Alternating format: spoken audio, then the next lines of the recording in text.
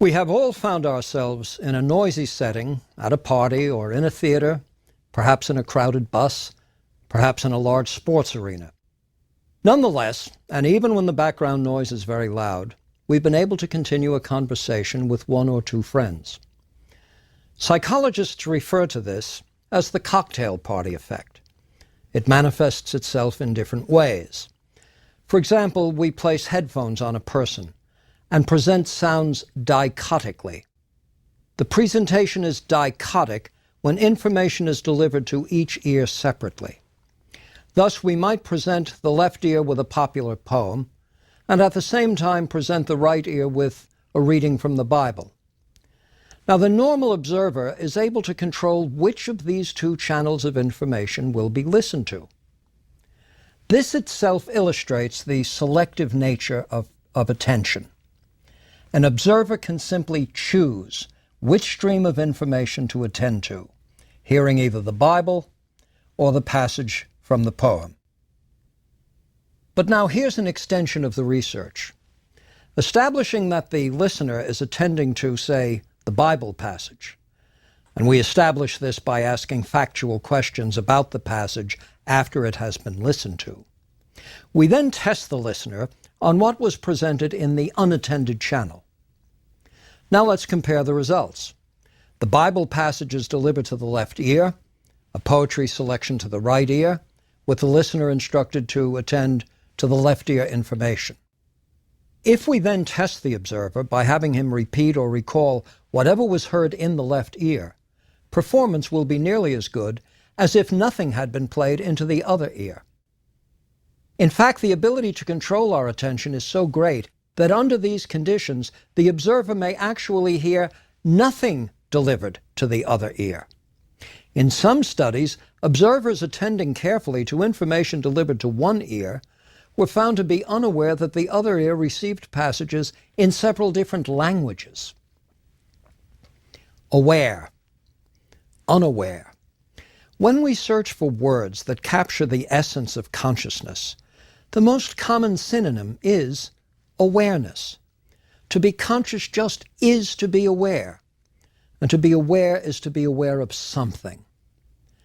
Now, the process by which we are able to direct our awareness is just what we mean by attention. We will sometimes hear on a public address announcement, "Please direct your attention," and we do, or at least we can. It is often, but not always, under our control. Sometimes we are the ones who allow events to enter consciousness, and of course at other times we have no choice in the matter. Now, under normal circumstances, there are two principal means by which events in the external world can be denied access to consciousness. Both involve filtering. One means by which external events are filtered out is fixed, and it's based on the operating characteristics of a particular sensory system. For example, human auditory sensitivity permits us to hear sounds in the frequency range of approximately 20 to 20,000 cycles per second, or hertz. Our sensitivity is greatest in the region of 3,000 to 5,000 cycles per second. Now, as sounds fall far below or rise far above this range, ever greater intensities of sound will be required if we are to hear them. Now, dogs, on the other hand, are responsive to frequencies in the range of 40,000 to 50,000. Mice, upwards of 90,000. The whale, to frequencies in excess of 120,000. Dog whistles are sold, and they are designed to emit sounds that might be irritating to a dog, though entirely inaudible to us. Above a certain frequency, sounds are simply filtered out, not in the manner of the cocktail party effect, but passively.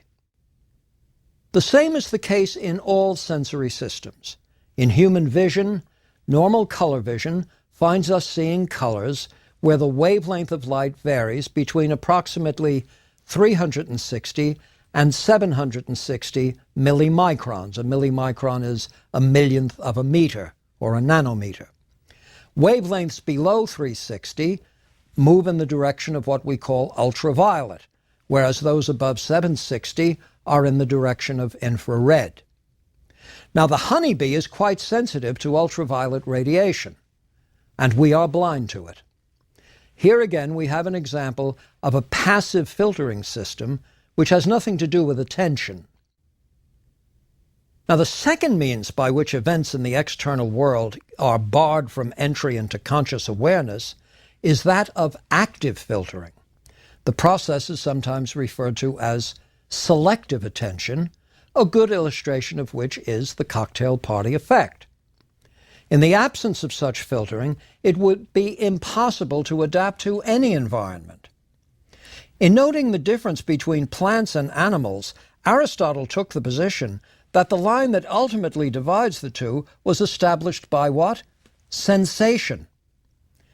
To use the phrase now familiar to those who have listened to these lectures, we might have Aristotle put it this way: having sensations is what it is like to be an animal.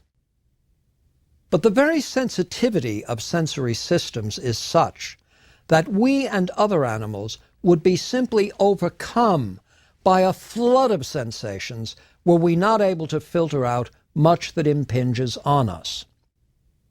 Think of the dog for a moment, whose olfactory sensitivity is so extraordinary. It is estimated that the single epithelial cell in the nose of the dog will respond to the dissipation of one molecule of fatty acid. In a world filled with aromas, a dog could never find his food unless most of that world of smells could get filtered out. The relationship between consciousness and awareness is direct. The relationship between awareness and attention is direct. The processes associated with these are extremely complex and depend on normal functioning and the normal course of development. I noted in an earlier lecture that fish are not likely to discover water, for it is the abiding condition of their lives. I said that consciousness creates a similar problem for us. But if we cannot get outside our own consciousness in order to study it, we might nonetheless learn more about the nature of consciousness by seeing what happens when its functions are defective. In recent decades, there's been a surge in research concerned with the childhood conditions that significantly affect what are finally some of the functions of consciousness. There are profound deficits in the capacity to attend to things, to focus one's mental energies on a particular task, to set realistic goals and carry through step by step to their completion. The conditions have much in common, but medical specialists regard them as distinct. Two of them fall in the category of autism spectrum disorders, or ASD, and include autism proper, and Asperger's syndrome, and there are numerous variants of each of these. Asperger's syndrome, at least at the level of description, is a mild form of the autism disorder syndrome. Those suffering from this condition often have an elevated sensitivity to noise or loud sounds of any sort. They seem to work overtime to filter out such sounds. They display what's sometimes referred to as a kind of auditory defensiveness. Considerable variation is found, of course, but in some instances, the auditory defensiveness expresses itself in the form of filtering out voices. In other cases, it might be something as subtle as the sound of an electric fan that will cause great upset. Autism spectrum disorders are not readily explained in terms of parental failure or insufficiently supportive environments. Specialists are in agreement that the signs of such disorders are often apparent in the first year of life, often very early in the first year. The National Institutes of Health provide a brochure for parents with a checklist as to what to look for. And consider what NIH includes among these signs. The baby doesn't babble, point, or make meaningful gestures by 1 year of age. Does not speak one word by 16 months, or combine 2 words by 2 years. does not respond to his or her name, and after beginning to learn some language, seems to lose it all at once. There are also symptoms that seem closely tied to the failure to direct and maintain conscious awareness. The child is not able to make and keep eye contact with another. The sensory and motor links needed to engage in play seem to be poorly formed and quickly lost. Instead of playing with a toy, the child might simply put them in a line or attend to an insignificant part of the toy, or be compulsively drawn to one toy to the exclusion of all the rest. And through it all, there may be indifference, a seeming deafness to the surrounding social world of other persons. When the NIH document turns to the social dimensions of these disorders, a picture that is at once melancholy and distressing emerges, all the more poignant for its clinical objectivity. Listen to the NIH brochure. Quote, "Children with ASD also are slower in learning to interpret what others are thinking and feeling. Subtle social cues, whether a smile, a wink, or a grimace, may have little meaning. To a child who misses these cues, 'come here' always means the same thing, whether the speaker is smiling and extending her arms for a hug, or frowning and planting her fists on her hips.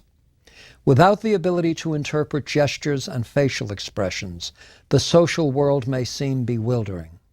To compound the problem, people with ASD have difficulty seeing things from another person's perspective.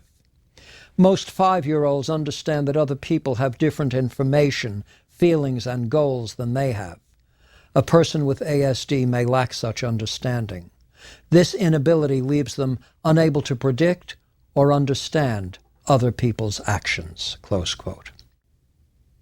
The incidence of these conditions is not negligible. As many as 3 or 4 children per 1,000 will be found to suffer from one or another version. Moreover, the incidence is far higher in boys than in girls, 4 times higher.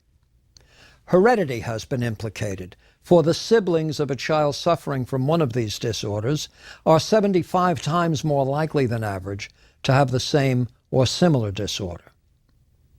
In addition to autism and Asperger's syndrome, there is a now veritable epidemic of attention deficit hyperactivity disorders, ADHD, having some similarity to the autism syndromes, but also significant differences. Now, if only because of the seemingly sudden increase in the number of children thus classified, there are now many skeptics inclined to think that what is of epidemic proportions is just the inclination to classify ordinary and quite normal behavioral problems under one or another of these headings. One need not be a skeptic in order to find troubling the large number of young boys and girls on powerful prescription medications, not without worrisome side effects. I should say, speaking personally, that not too many years ago, a college friend of mine visiting his grandson in California made an anxious telephone call to me asking for advice as to whether his grandson should be given Ritalin. Now, although I knew what the answer would be, I asked what the basis was on which the medication was being proposed. Well, quote, "They think he has an attention deficit syndrome," was the answer. With just a few more questions, I was able to establish that the boy had a favorite football team, that he could not be torn away from the television set on Sundays when his team was playing. In other words, he was able to direct and sustain his attention for hours on end. This didn't sound like an attention deficit.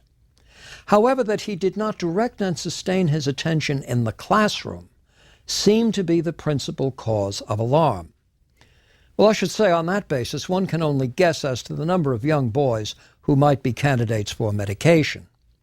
Again, I do not rank myself among skeptics in an area such as this. As in most matters of this kind, however, caution is the order of the day.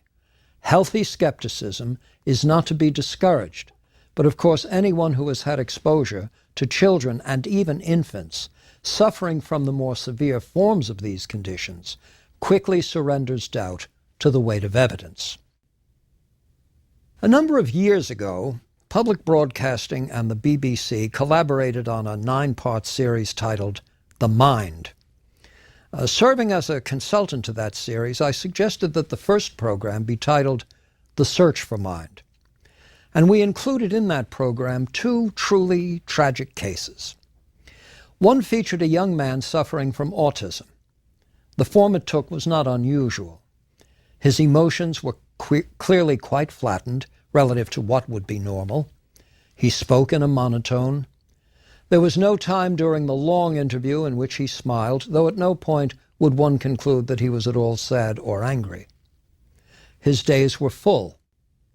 He would get on his bicycle and enter on a tour he had prepared for himself, in which towns were to be visited in their alphabetical order. It was essential that this order not be violated, for if he missed a town, if he went out of the order, he would have to begin the journey anew, repeating the sequence in its entirety. When asked to account for the order in which he visited the destinations, well, he said it was governed by the alphabet. In other words, he took it as obvious that the order of letters in the alphabet should govern the order of locations visited. This was not an idea he could be freed from. It had entered into his consciousness as if it were a form of infection. And this was an infection for which there seemed to be no cure. When I say in the form of his autism, we find something not unusual, I don't mean to suggest that large numbers of autistic persons engage in projects of just this kind. But rather what is common across such cases is the obsessional nature of the controlling thoughts. In this regard, autism and obsessional neuroses do have much in common. Persons suffering obsessional disorders engage in repetitive behavior which is organized, at a certain level meaningful, but behavior that finally serves no purpose. The actions in question would be normal if performed once or twice, but they interfere with important aspects of life owing to the obsessional rates of occurrence. Now, common among these activities are the repeated checking of doors, locks, light switches, and electrical appliances, the repetitive washing of clothes, scrubbing of floors, cleaning of hands, an orderliness so strict that there are files of files. In the course of a day, the person may spend hours counting by 6s, repeating their own telephone number, hanging their clothes in the closet, removing them, rehanging them dozens of times. And often for those suffering this form of neurosis combined with obsessional thoughts and compulsive behaviors, obsessed with her guilt, we find Lady Macbeth proceeding to wash her hands repeatedly. The flattening of the emotions so common in autism ties in directly with the diminished capacity for empathy. It's as if one has compartmentalized within one's awareness the sheer physical facts of the environment, now stripped of their larger meaning and of the importance that others might attach to them.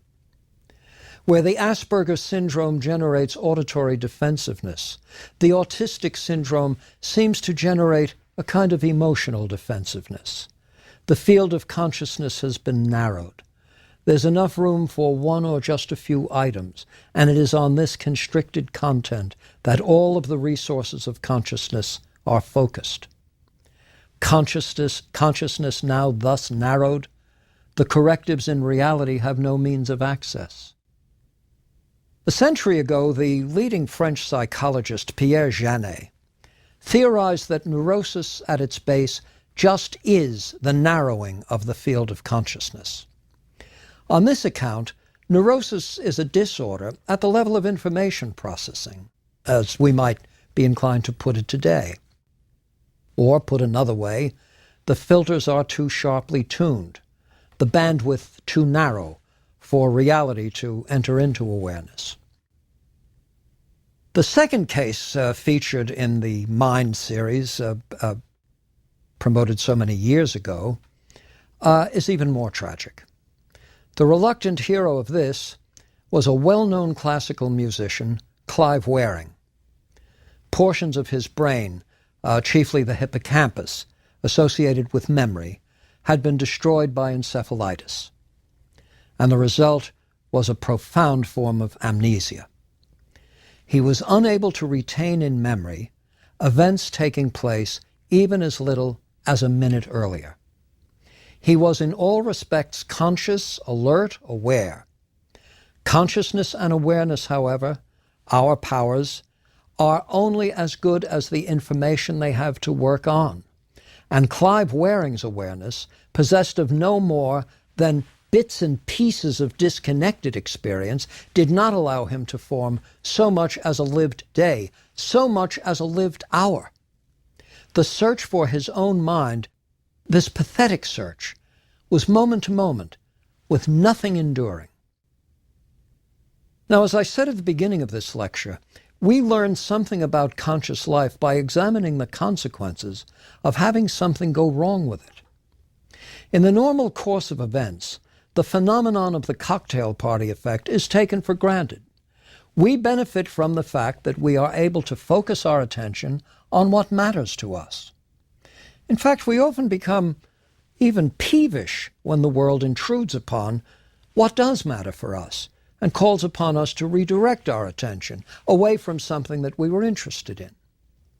But think of the hazards we would face were we unable to have our awareness thus redirected at all, ever. Imagine if we couldn't be distracted by the approach of the saber-toothed tiger, or the shouts of those who've noticed the outbreak of a fire, or cries for help coming from the lakeshore.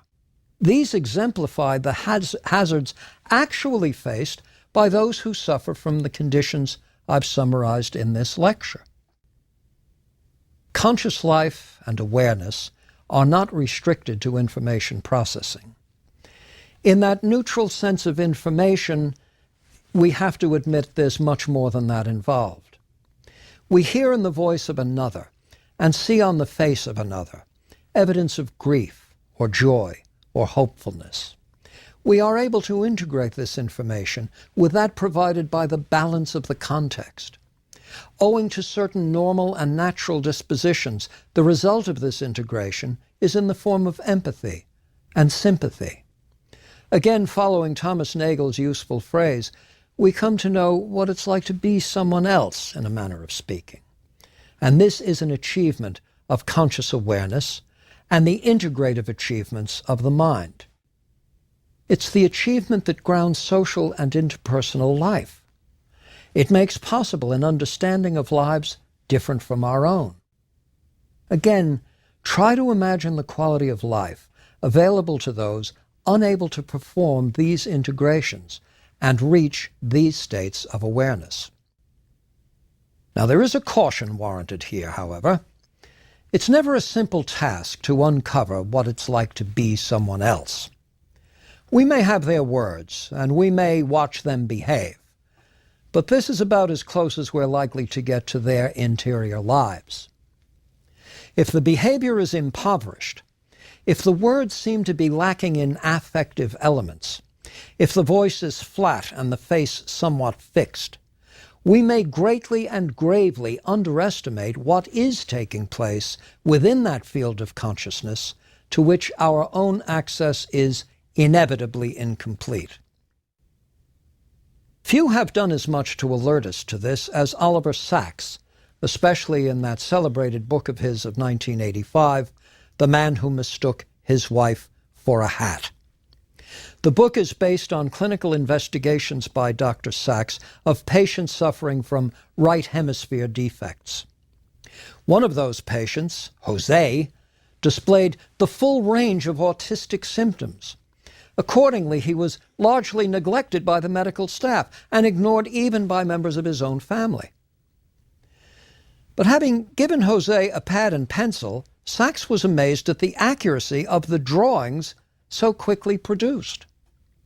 What one found in the drawings, one would not have found in Jose's conduct, let alone his speech, which was utterly inarticulate. Jose produced sketches clearly revealing a comprehension of the feelings of others, things of importance, objects with a very deep meaning. I recall as a graduate student in neuropsychology hearing a visiting lecturer say that everyone in the audience was epileptic. As the speaker was famous, and as we knew sooner or later some sort of examination would determine whether we were listening carefully, I recorded these remarks in my notebook, but listened even more carefully to the main point the speaker was attempting to convey. Nerve and muscle are excitable tissues. Their intended function is to be active. The brain is an extraordinary ensemble of excitable cells. In the normal case, the level of excitation is just what is required for us to accomplish the sorts of things on which survival and progress depend. Nonetheless, every brain has a threshold for seizures. Now, those of us who would resist being called epileptic and who have never had a seizure simply have never faced the conditions capable of generating seizure activity in our brains. But such conditions there are. While recalling the shock value of the speaker's surprising diagnosis of his audience, I'm tempted to heighten the awareness of my own listeners today by claiming that, well, we are all autistic, compulsive, obsessional, etc., etc. Unless we're in treatment or significantly limited in our attempts to get through the challenges of the day, we surely can take comfort in the fact that the world has not yet found stimulating or oppressive conditions sufficient to reveal full-blown autism, compulsivity, and obsessional neuroses. But who has never returned from a meeting or a party or a social gathering without recalling some offensive remark or minor insult that might actually grate on one for hours or even days? In the language of today's therapists, we would be told not to, quote, obsess. But we do. And we often ignore otherwise clear signs of distress in others. We fail to display the joy and appreciation that the kindness of others warrants. We often continue to engage in practices that have a long history of producing no more than failure and frustration. Now, I'm not sure all of this adds up to knowing what it is like to be autistic or neurotic, and I'm surely not a Freudian psychoanalyst, but I'm rather more confident that it does add up to this: not knowing what it is like to be our better self. I've only been able to sample a few of the clinical conditions that display certain aspects of conscious life and awareness otherwise obscured by normal life. There are many other conditions, some of them quite harrowing, which would make the same point even more starkly. There is a wide range of psychiatric illnesses classified as dissociative disorders, which might involve large gaps in memory or the adoption of new and multiple personalities seemingly having nothing to do with the real life of the patient.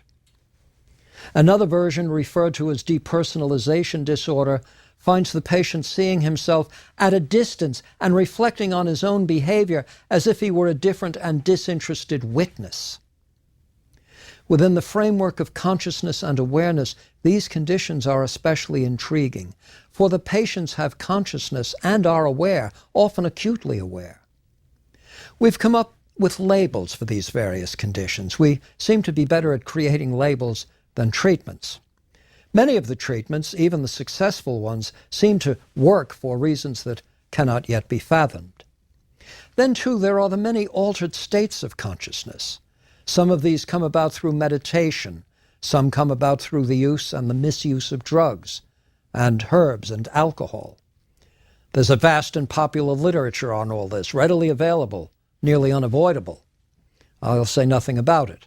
I note only that, given the importance, the very centrality of healthy, self-controlled, conscious resources, well, it's always wise to leave well enough alone.